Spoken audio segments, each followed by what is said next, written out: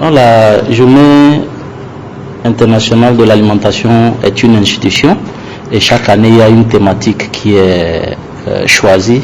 Et cette année, 2016, est l'année internationale des légumineuses. Les légumineuses, comme exemple, vous avez l'arachide, le haricot, le soja et beaucoup d'autres. Voilà la raison pour laquelle le Centre suisse s'est positionné sur cette thématique en essayant de faire le point sur les différentes recherches menées jusqu'à présent.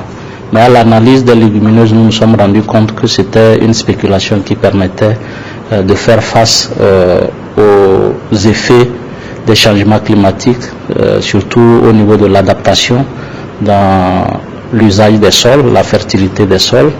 Et les légumineuses aussi sont importantes dans l'équilibre alimentaire à travers l'apport protéique très important. Les légumineuses font déjà partie des habitudes alimentaires. Quand on prend l'arachide, l'arachide est très utilisé sous plusieurs formes.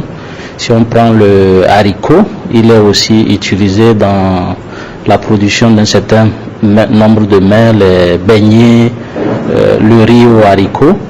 Ce qui a été introduit tout récemment, c'est le soja, et qui a aussi un fort potentiel parce qu'il a une forte composition en protéines et en lipides. Et le soja a de très grandes propriétés pour être transformé dans différents aliments, notamment les aliments pour les enfants. Les légumineuses sont une spéculation de diversification agricole et dans ce sens, cela apporte des revenus complémentaires aux populations puisque c'est une plante qui s'adapte aussi, qui fixe l'azote et qui permet une bonne fertilité. Donc ça permet aux populations de diversifier l'activité et générer les revenus.